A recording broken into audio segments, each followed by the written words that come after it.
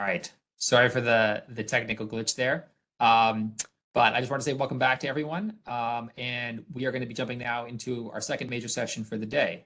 And I'm going to be turning it back over to Will and Renee to discuss like real world cybersecurity applications and responding to common cyber scenarios that we see. We'd been originally scheduled to hear from Joshua Lawton with the Global Cyber Alliance. Unfortunately, he had a personal emergency and couldn't be with us today. So instead, we have the good fortune of being able to hear from Renee again. And she'll be presenting with Will. So with that, I will turn it over to Renee and Will. Thank you, Justin. And that was a very kind remark. I think people have heard me talk for a lot this morning, but we're going to give this a go. So we wanted to take what we discussed this morning and actually apply it in a real world scenario. And let me see. Okay.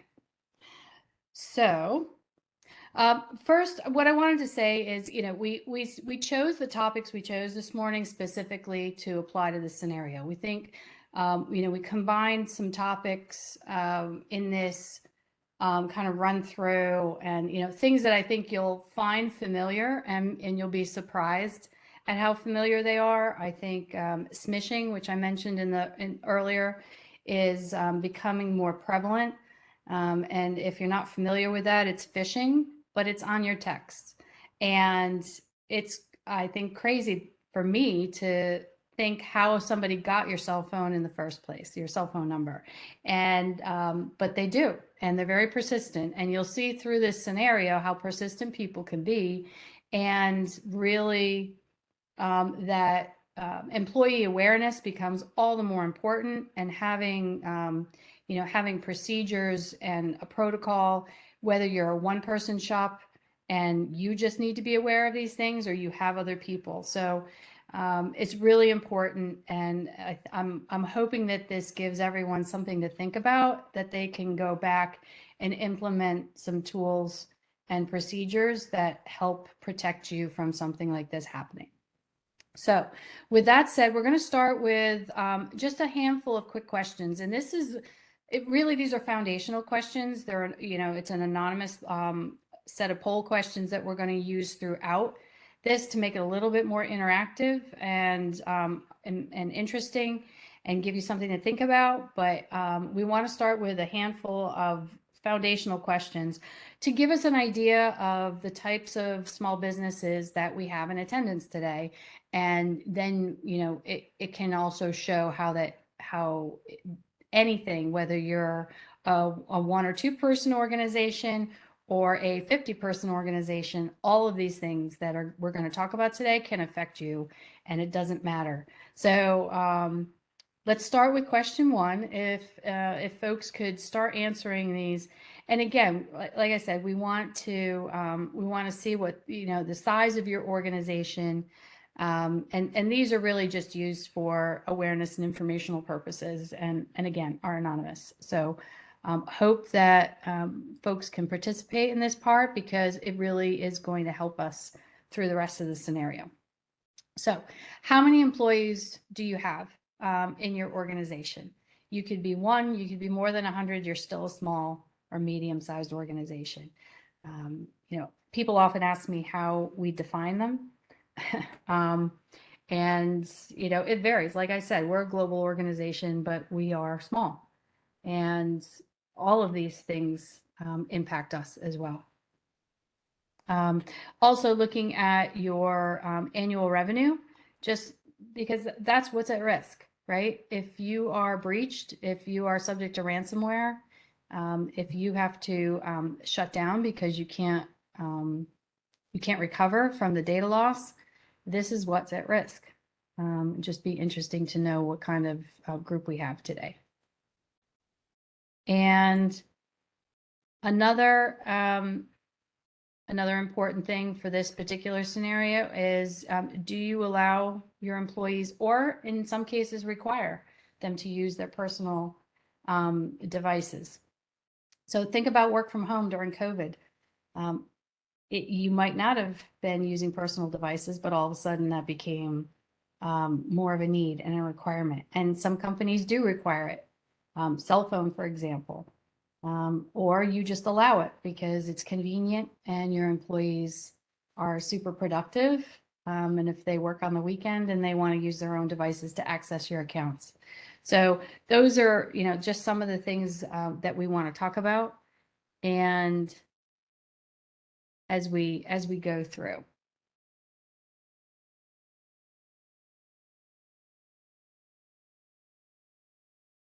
And then another question that we want to ask, and I'm not sure if we're ready for this question yet, but and then I'll let Will talk a little bit about bringing your own device. But do you even know if you allow your employees to use their own device? Do you even know what type of device they have? Is it an Android? Is it an Apple? And why does that matter? But Will's going to tell you all about that. Thanks, Renee. So yeah, question 3, do you allow yourself or your employees to use personal devices? Using your own devices, typically, that's basically BYOD. BYOD is bring your own device, personally owned devices owned by an individual used to access company resources for business purposes. Personally owned devices are used to remotely access company resources. For example, company email, access to company files, internet facing, any internal applications. Typically, BYO devices are not managed by the company, and that right there creates the potential for an unsecured device and poses significant risk, or poses risks not only to the company's information, but how that company, how that company interacts with that particular system. One of the benefits of BYOD is it can have initial cost savings. Like for a company, bring your own device means the company doesn't have to expense phones for a company, for individuals. So from that standpoint, there's a cost savings to it. And for example, and for employees as well, there's also some flexibility. So, employees don't have to carry multiple devices, one for personal use and one for company use.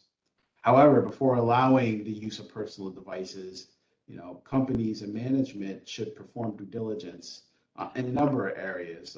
For example, you want to make sure, when you're using, by incorporating personal devices, that you take into consideration your own infrastructure, your own IT ecosystem, and the types of devices you want to connect. You want to, for example, you want to deter that will basically lay the foundation on how connections are set up and what security protocols need to be in place. For example, are you going to allow tablets into the organization? Are you going to allow smartphones or laptops? Will it be an Apple device? Will it be a Windows or Android device?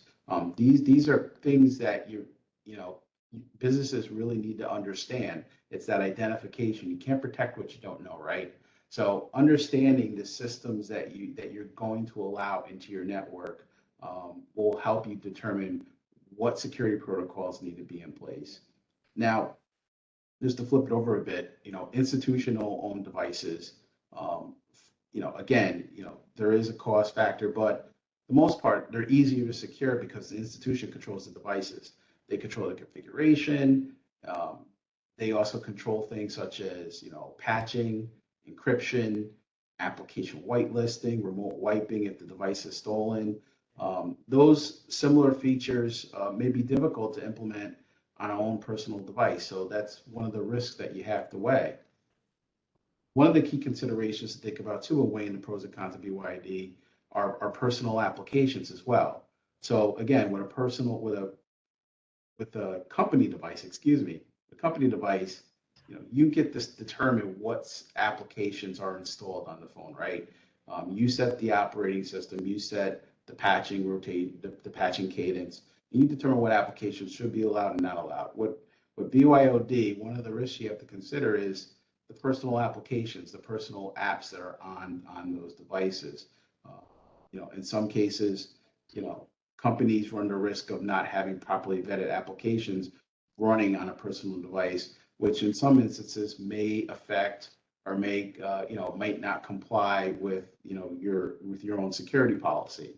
So for implementing BYOD, management really should have an effective strategy in place in terms of determining the types of devices they want to incorporate, and basically setting the guardrails, which we'll talk about later, on what are the, I guess, the expectations for employees with using the device. One of the ways you can do that, particularly with securing those personal devices, is with an MDM or mobile device management to ensure such devices meet your own security standards, such as, again, operating system, making sure that companies that connect, have to be at a certain operating system level. And also, jailbroken devices as well. Some users within the organization are probably very savvy, and they don't like the way Apple restricts them for enjoying their phone. In some cases, they'll use a jailbroken phone in order to customize it. Most of those applications are not, you don't know, they might have backdoors on them. So for that standpoint, an MDM is a great solution for that. It actually identifies the assets that are coming into your network. It sets policy. It ensures operating system at certain levels, patch levels. In some cases, it may enforce anti-malware solutions. And also on that too, it will block access to your network. So if some user is out of compliance, they're not at a certain patching level, they have a jailbroken device, or they have applications that don't meet your security requirements, an MDM solution will prevent that access from coming in. And again, MDMs are not for all organizations. For a small business of one or two, that might be a little overkill. Again, it's all based on your risk assessment and how you assess risk. But if you have, a handful of phones, MDMs are probably a solution that you would want to make sure that you identified those critical assets that are accessing not only your company data, but MPI as well. All right, great. So we've set the stage. I think you know what's coming. So let's dive in. I know there's one last question out there we would love to get your response to, and I would like to get to the next. There we go. So here we're gonna have a little fun. So this is Lance. He's working from home. I think we've all been dealing with this in one way, shape, or form. As a virtual organization, we really we adapted to COVID very well at GCA, but not everybody did, right? So you have folks working from home. He looks down at his phone, his personal phone, by the way, and he sees that he has a text message.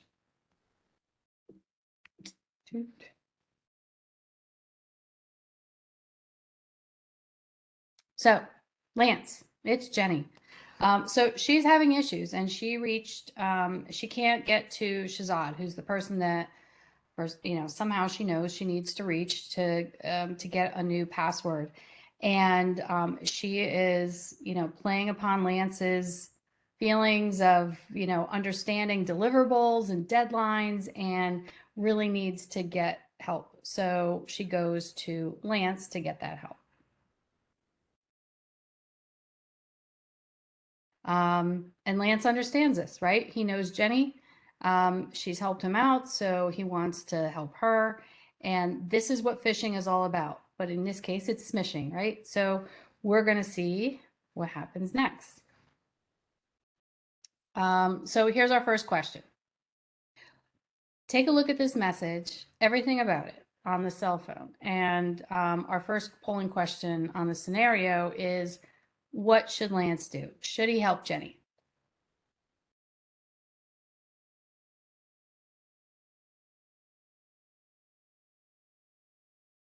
And then as you're looking at this, what is it? Do you notice anything that should cause him pause, or does it look legitimate? He knew, Jenny knew, somebody knew. Jenny knew who to contact to try to get into the organization, had, information about other employees in the organization, and it looks legitimate, right? What do you think?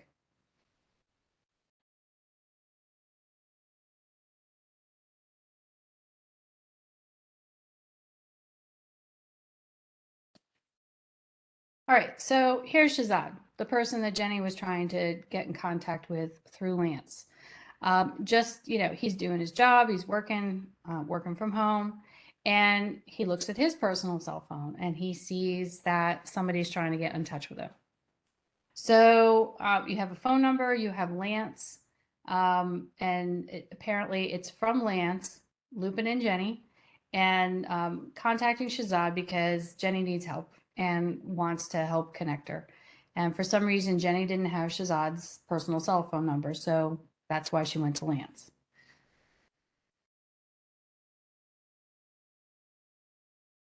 So, here we go. He's, again, Shazad doesn't really know Jenny, but he's heard of her, wants to help out because, he's heard that she's, a great employee, doesn't want, anything to go bad on her part, and wants to help out Lance too. So he wants to be a good guy and do the best he can.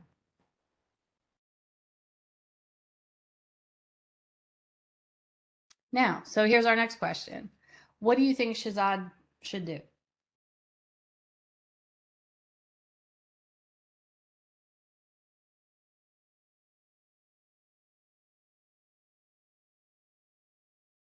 Now be careful when this question comes up because it's actually not as straightforward as you would think.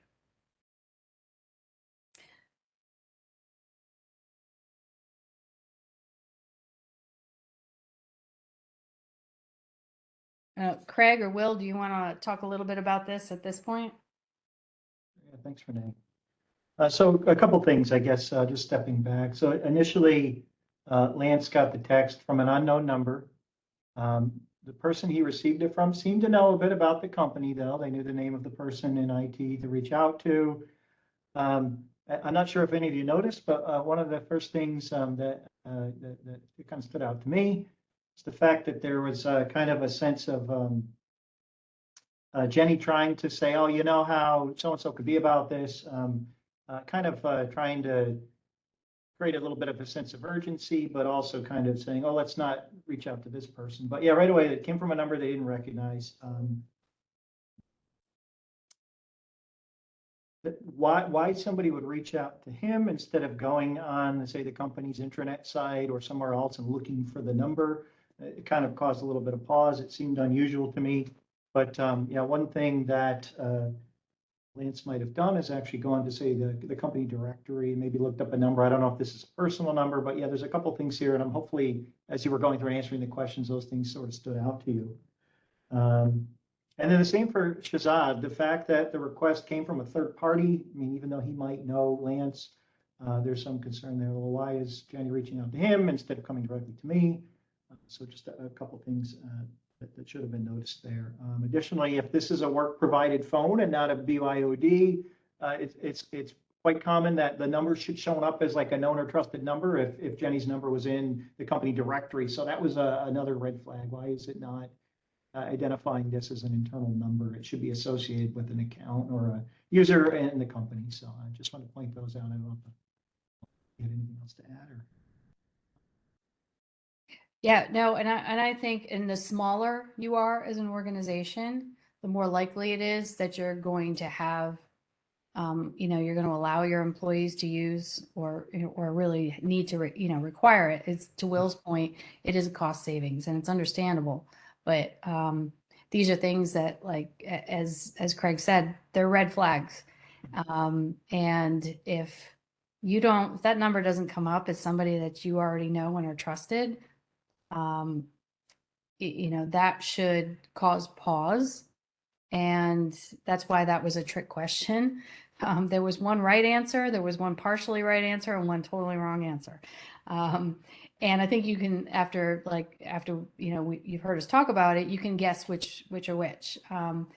That should have been a huge red flag. The fact that you didn't recognize that number, and it at least should have caused somebody to investigate further. And if you don't have a company directory, because there might just be 3 of you, you should all know each other. And so if something like that happens, you want to make sure that you are keeping an eye out.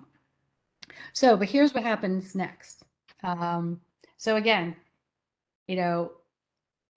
Jenny is, is in the mix. Shazad wants to jump on it and help out. And you can see how the conversation progresses. And eventually they drop Lance off. So Lance is out of it. He's done his good deed for the day. He's helped out Jenny that he's worked with in the past and he knows, and he wants to support her. Now he's handed it off to Shazad, who's also very helpful, doesn't want to let somebody down on the team, and trying to like map it out. And she's got all the answers. She can't get into Slack. And for those of you who don't know what Slack is, it's a great communications tool. A lot of us use it. But yeah, if you can't get into your computer, you can't get into Slack unless you have it on your phone, which also should have been a red flag. But so he's gonna help her, and now she's explaining to him the extent of her problems. One thing I wanted to add too is typically, I mean, and again, it varies based on size of the company, but any help desk tickets or any requests for password resets should really go through email, just a good practice. That way you've got maybe they might go through Slack as well in this case. But yeah, I would think that even that coming in via a text message would be kind of a red flag. And Lance could have said, hey, you should really send this request through our ticketing system or help desk. Again, if it's depending on the size of the company, they may or may not have it, but just something to consider. Or even picked up the phone and called the number, Yeah. We never know who's going to pick up on the other end. So here we go. So now Shazad has set the password. Now what's really interesting is if you look to that that final message from Jenny, Shazad has now programmed her in as Jenny into his phone. So when it started, it was just the 703 number. Now it's Jenny in his phone. So he's given her a password and he has passed on. So let's go to questions, the next two questions, please. And let's see what we've got.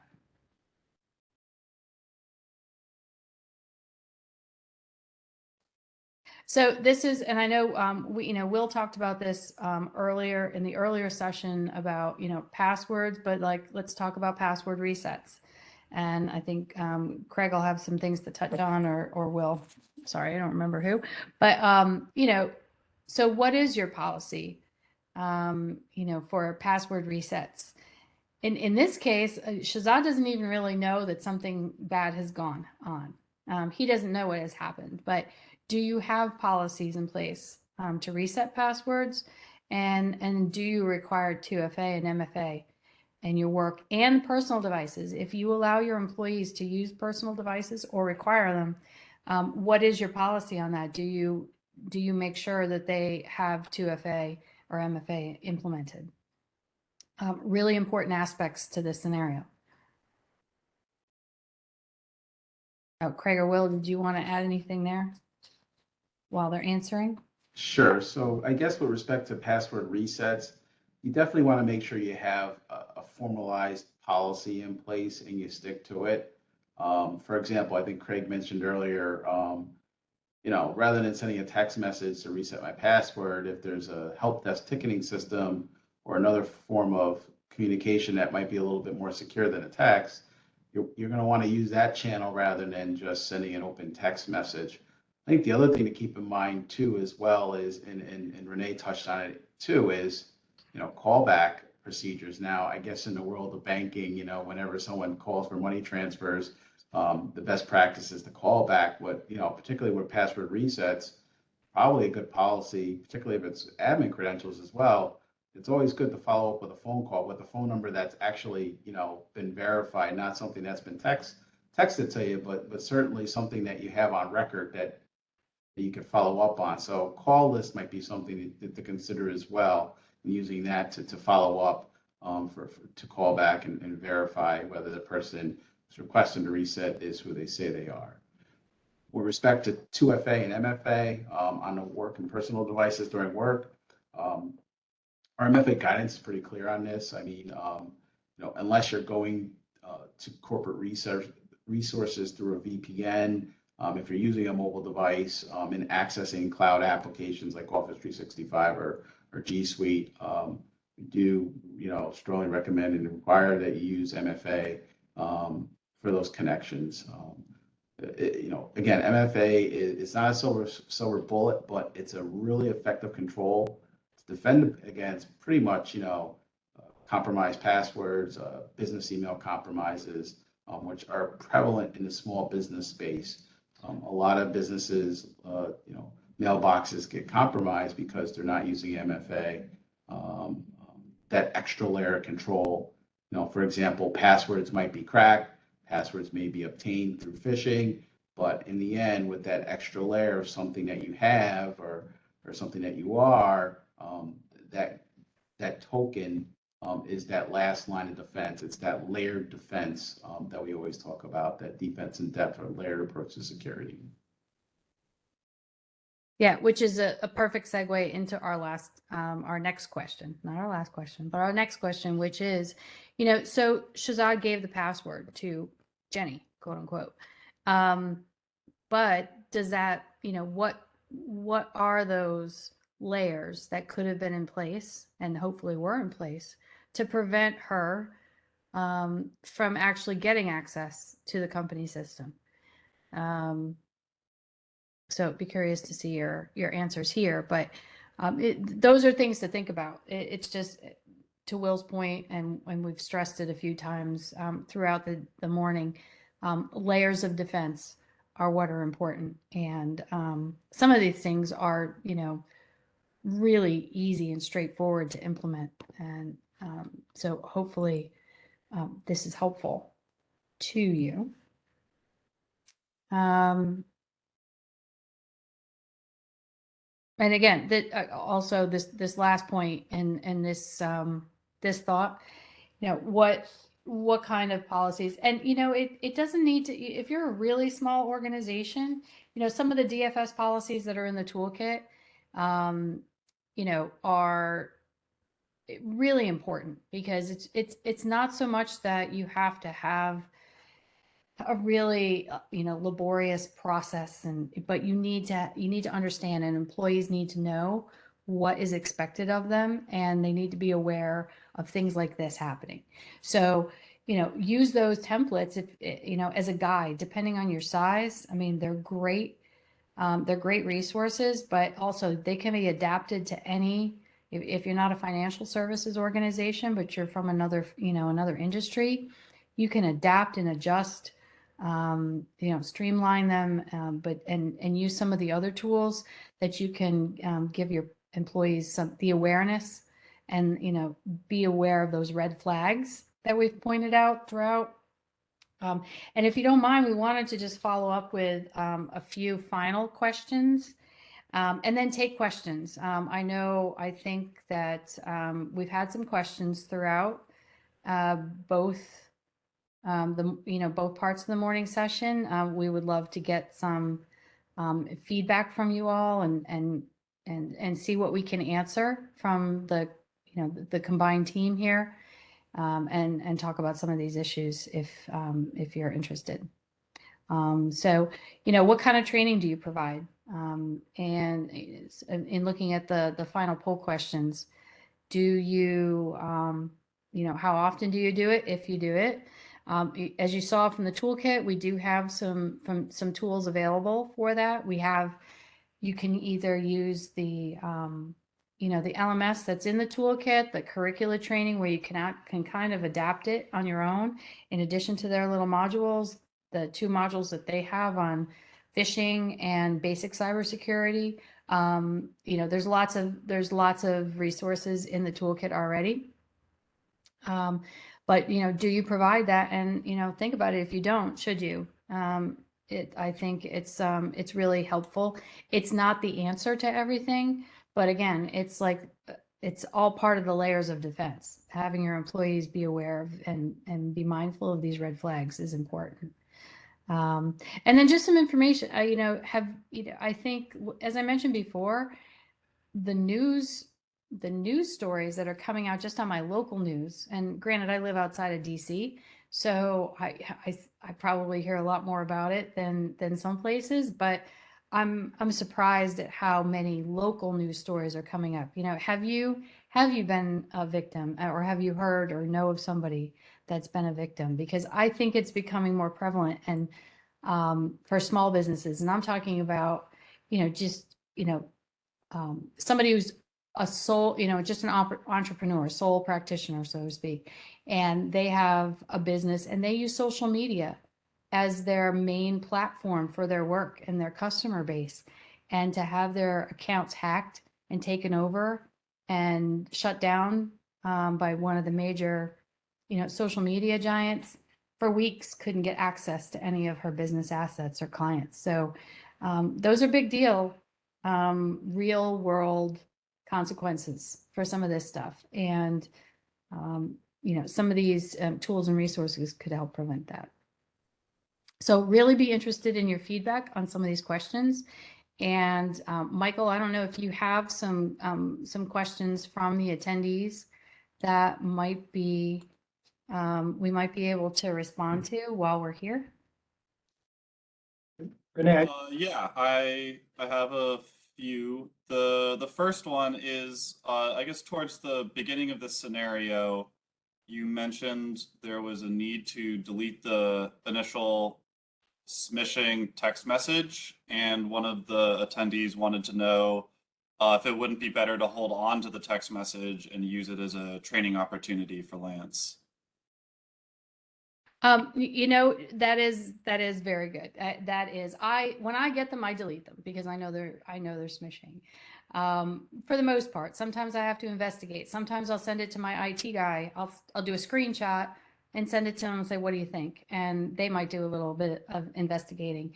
It's always a good idea to save it in some respect. I'd say, like, through a screenshot, you never want to forward it on necessarily. I think would be the general guidance, because you don't want somebody else to accidentally click on something. But a screenshot for sure to show and explore. If you're unsure, if you're on the fence, is good. I don't know, Craig, if you have other guidance, but in general, you don't want to respond. That's the number one thing. You do not want to respond and engage. I think the same is true with you get a phone call from an unknown number. If you answer, you're confirming the number exists. There might be robo dialers or robo emailers. So yeah, if you don't recognize it, I'd say, try to verify, don't respond. And then depending on how the company has it set up, if they do have the ability to forward, but in a safe environment, like a sandbox environment, where we get emails. Otherwise, you don't want to send that along for somebody further down the chain to click on accidentally or something to that effect. Yeah, I would probably just add to that. I think it really, definitely you don't want the user to respond or click on the links. I think that's paramount. But each organization is different. Small businesses might say, hey, look, just delete it. In a medium-sized company, there might be some, in terms of user awareness and incident handling, they might be a little bit more mature in their approach. So you might, they might want to keep it in terms of keeping track of it. Maybe that's some statistics that they keep track of. I know some companies use that for their cyber reporting in terms of smishing attacks, and then analyze it in terms of for threat intel. But that's really on the the really highly sophisticated end. But just talking about the small business, I think deleting it is probably the best approach. And again, depending on the policies, you might want to screenshot it, send it to IT, have IT investigate it. Because the other thing to consider too is there might be additional controls that they might want to add, technical controls that they might want to add to make sure that those types of things don't happen again. Thank you all for those very insightful responses. A follow-up to this, I guess this inquiry is, one of the attendees mentioned that they, as part of their work, are frequently getting legitimate business emails or text messages from people they don't know. Are there alternative methods of identifying smishing texts that you suggest they keep an eye out for? And I'll start this question by directing it to Will. I'm sorry, what was the question again? I'm sorry, I missed it. Just so if as part of your legitimate business you are frequently getting texts from numbers you don't know, are Right. there alternative ways to identify smishing text messages that you suggest they keep an eye out for? I don't know if there's any, I'm sure there's tools that kind of like take it out of sight, out of mind, but I don't know if there's ways to actually track where they originate from. It's kind of like, getting calls from, getting cold calls and, they obfuscate or change the caller ID. I think it's the same thing with text messaging. You really don't know essentially where they come from. I think for the most part, there probably are tools. For example, my Verizon phone, my iPhone, I can block certain calls or block certain texts from coming in, but I don't know if there's any way to actually track that down. Thank you very much. Another question would be, and this one I'll direct to Craig, was should MFA be used for personal devices, especially if an entity has a bring your own device policy? Again, it depends on size and complexity, and the use of any authentication controls should depend on the results of a risk assessment, the types of data that's being accessed, and whether or not the company has a mobile device management application. So if they allow employees to use their own devices, is there some control already on the device? But yeah, generally speaking, any remote access from external systems to internal company systems, if feasible, the company should implement MFA. And sometimes it's depending on the resources, it's as simple as turning an option on. Sometimes it's more involved. So it all depends on the resources, whether the company can feasibly implement the solution, and what type of data is being accessed remotely. I hope that helps. Thank you very much. Another question is, so in the instance that an entity is concerned that there has been an email compromise, is there any suggested tools or techniques that you would suggest they take advantage of? And this one I'll direct at Renee.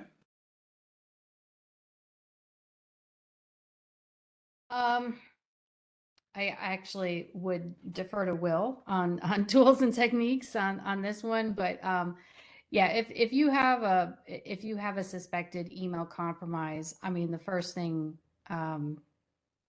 you probably want to do is change passwords. But yeah, I'll defer to Will because he definitely is more of the expert in this realm. Thanks, Renee. Business email compromises, definitely, DFS doesn't have a policy for that. I mean, typically, whenever there's a business email compromise, I think the first thing you want to do is you want to, stop the bleeding, right? So you want to shut down that account and make sure that access is no longer allowed. So I think that's the first order of business, is to disconnect that unauthorized user to corporate resources. And then typically, from there, you want to work with your, IT department, your internal IT department, and find out from them, what's, in terms of an incident response plan, how to respond to the incident. You want to call the authorities, obviously, because if there's a compromise. And you also, if you're a regulated entity, if it's material in nature, you want to let DFS know as well. I would say in terms of incident response, right now with Russia, Ukraine, there's a heightened state of alert. CISA is also a resource, and CISA also helps companies in terms of a breach.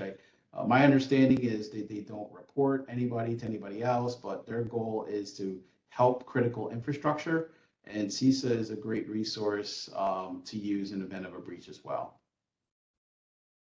And another thing I'll add to that, we've seen a lot lately, is new employees. If you have a new employee coming in, they're the ones who are the primary target for a BEC attack.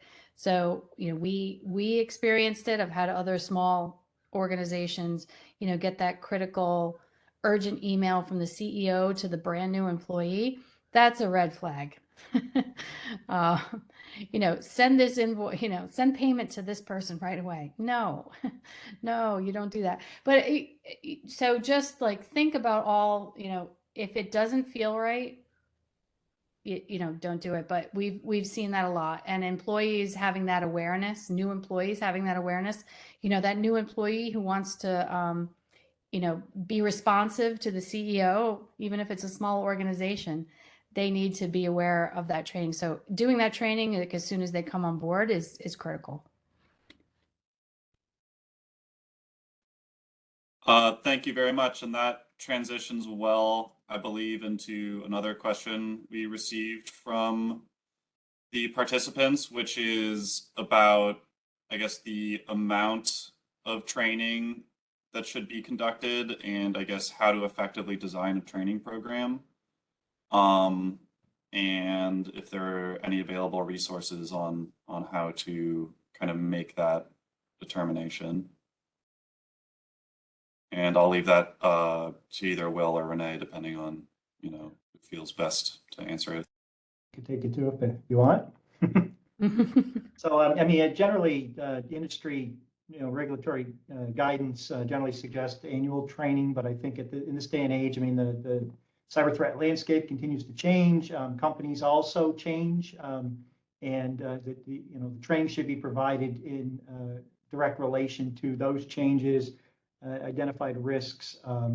One thing that's sometimes overlooked, we've seen is companies will go and use a third party off the shelf kind of generic training product like a slide presentation. It works to some extent as long as it covers areas such as phishing and social engineering attacks. But I think it's also important too, as part of the training, to communicate policy updates to employees. And that should be part of it, is to review the information security policies, for example, to go over acceptable usage policies as well, and make sure that employees understand the expectations set to them by the company. So I think any significant policy, a lot of times policy changes are annually too, so that might align with annual. But I think this day and age, any opportunity to provide training to employees, whether it be October Cybersecurity Awareness Month, whether there be quarterly updates. I've seen some smaller companies, some smaller banks upstate in upstate New York that send out like quarterly one-pagers that are kind of like, here's a topic, here's ATM jackpotting and what it is and how we can prevent it, and things like that, like make it fun. I've seen more that some of the fintech companies try to gamify it and make like activities that employees can get involved in. And also open office hours are good. If employees have questions about specific topics, they if there is an IT person in-house, even if you're a small company, you've got somebody with experience. They can make people feel, it's a little different with COVID and everything now, but if you are in the office, even make a virtual office hours where people can approach them with questions. So make training an ongoing thing. And that's my 2 cents. Greg, I'm just gonna sprinkle a little my 2 cents on there because I think you hit all the points. I think for the most part, training has to be tailored. Look, cybersecurity, Craig said it. It's an ever-changing threat landscape. Things change from time to time, but also too, each cybersecurity program is unique, right?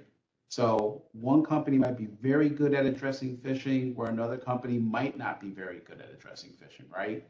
So you want to tailor your programs to where your biggest risk exposures are, right? So, if phishing is a problem within your organization, really emphasize the training on phishing and keep on putting putting a more emphasis on that in terms of frequency. Whereas, I guess, people not following policy, particular, password resets in the case of the shot example, if that's not a pain point, then don't address it. But you really want to tailor your training to address the pain points within your organization, working with IT, working with cyber, and kind of say, hey, look, what are the types of things that you're seeing every day? And really tailor your training program to really focus and double down on emphasis on why those things that, currently are gaps in your program are important and need to be kind of, brought up and sold to the user so they can buy in and adopt that new cybersecurity posture that you're trying to do.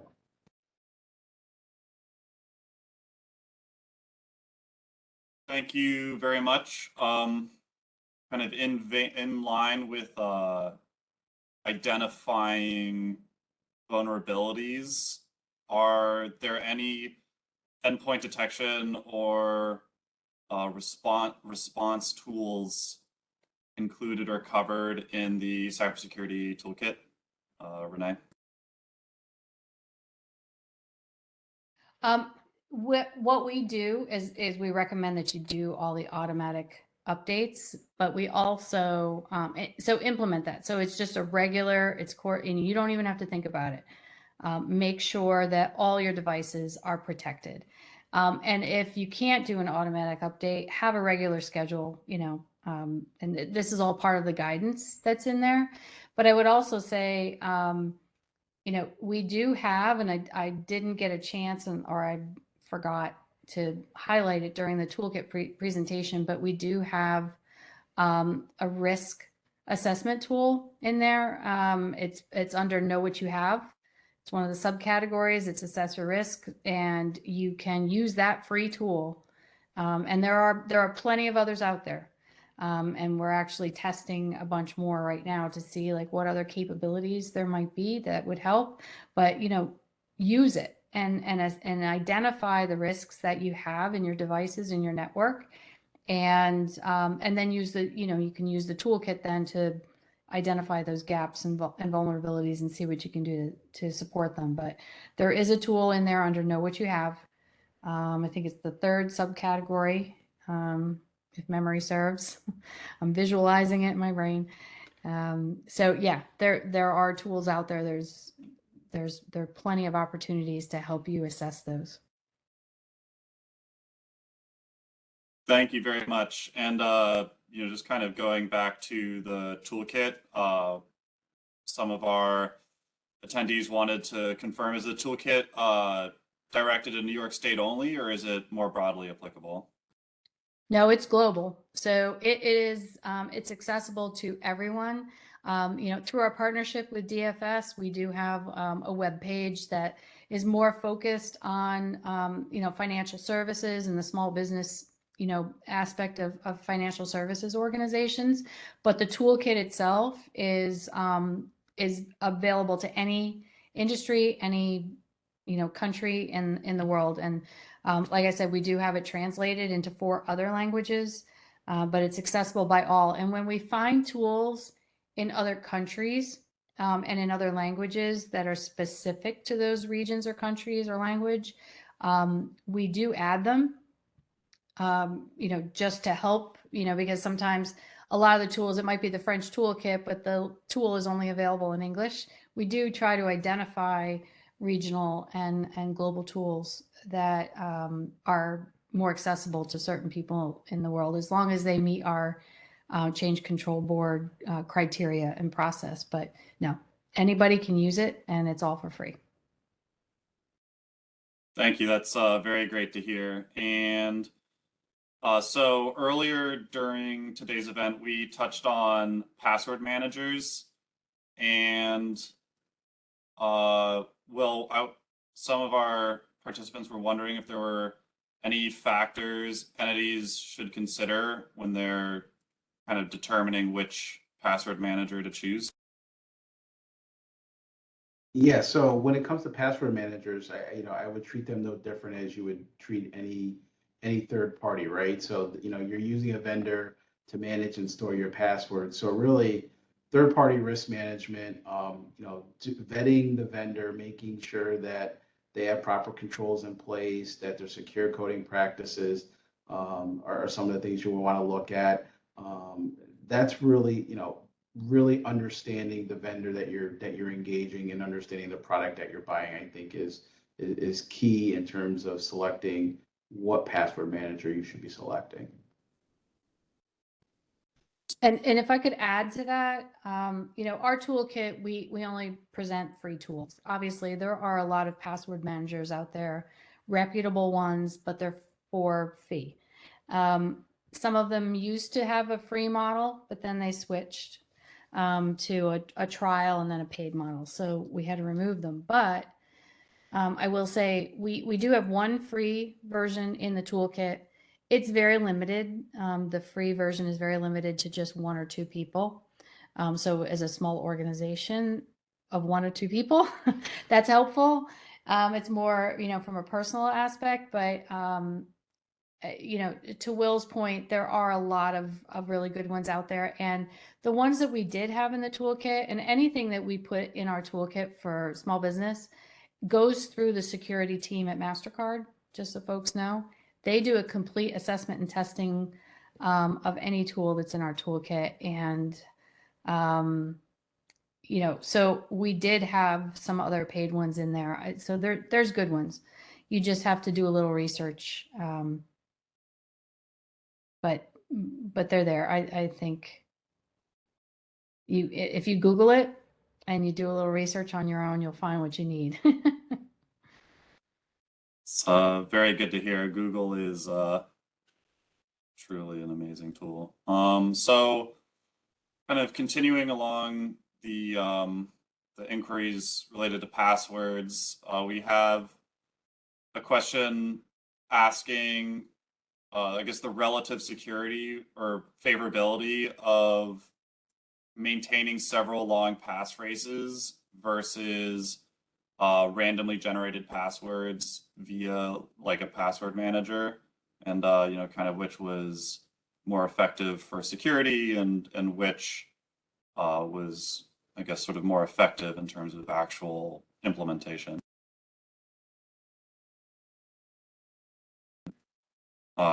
I'll direct that at Will and Craig. Sure. I mean, I think it depends on your preference, right? So if you're using, if you want to use a password manager, those generated passwords are typically secure. They might be hard to remember, right? But for the most part, if they're part of the password manager application, you're using a good password and they're stored within that password manager, and you're using that master password to actually access it. So I think it's a preference thing. If you don't have a password manager, you don't have the resources, or even it's just something you don't want to do, for whatever reason, using passphrases is a simple, easy step to secure that traditional 8-character password complexity password, which, for the most part is easy for computers to crack, harder for you to remember. And that passphrase kind of flips it on its head now. Now you have a password that is easy for you to remember and difficult to crack.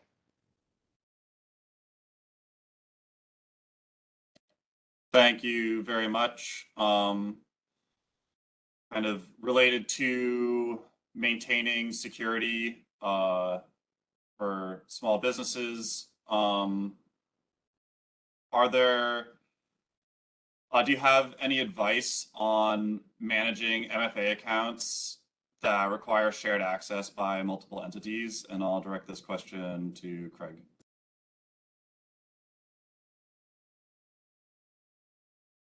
I was muted there. Could you just restate the question so I'm clear on it? Of course. So do you have any advice on how to effectively manage MFA for accounts that require shared access by multiple employees? Okay, and I'm trying to read the question. I think what I'm hearing is, well, first of all, we generally discourage shared access. And I think that I don't know if it's a trick question or if I'm hearing it wrong. That's why I asked you to repeat it. But we generally discourage shared access. There shouldn't be, even for certain service accounts, employees should have separate accounts. Otherwise, it's very difficult to log user activity or to determine who was actually conducting certain activities. If you detect anomalous activity in a system, it's difficult to determine if multiple employers are using who was actually the culprit and if there is anomalous or nefarious activity. So I think to answer the question, everyone managing MFA, everyone should have, again, separate accounts. There shouldn't be any shared access accounts. I know it's convenient to have them, but it's not a good practice. One thing, if there are, and again, I'm not encouraging the use of shared accounts, but one thing is for privileged accounts with shared access, there are tools out there that allow when people go to log in, they kind of not that they check out, but they use it for a short period of time, and then upon terminating that usage, there's a requirement to change passwords, right? And we'll maybe you know a little more about that. But there are some tools out there that will allow them to do that. I don't know that it actually helps, but yeah, generally discourage it. There should be separate MFA for each separate account, requirements for that. So I don't know that I'm comfortable answering your question about shared usage. Please, I'll add on to that because yeah, we don't allow shared access, at least here at GCA. And I know it's tough for small businesses, especially if you're relying on social media as part of your platform for a small business. And that may not be necessarily the case for financial institutions so much, but I will note, you know, Twitter is very hard because they only allow one email and one owner of that account. And the only way to have multiple people, you know, supporting that account in support of the business is to have that shared access. And there are workarounds, but it does require that you have that 2FA set up, like to protect yourself, because then there's that one person who has that code and is going to get that code, and you have to call that person or communicate with that person to get access for that code. And that's why 2FA is so critical in a case like that.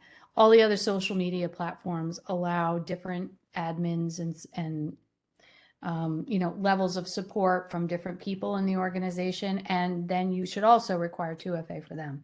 But yeah, there are always going to be applications where there's a challenge, but there are always ways to work around that to support your business in a secure way.